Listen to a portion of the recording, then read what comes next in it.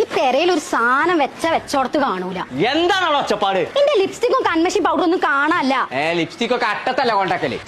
പോട്ടെ പോട്ടെ പോട്ടെ. പിന്നെ എവിടുക്ക പോയത് ഒലക്ക പണ്ടാറം.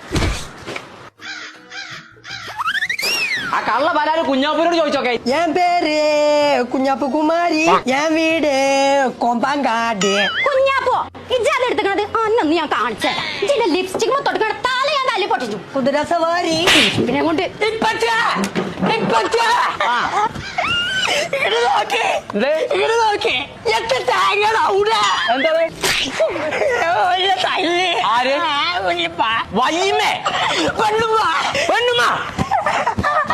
എന്തിനാ ജോന തല്ലിയേ? എന്റെ ലിപ്സ്റ്റിക് മേക്കപ്പ് ഒക്കെ എടുത്ത് തേമ്പി വെച്ചിട്ടുണ്ടല്ലോന്.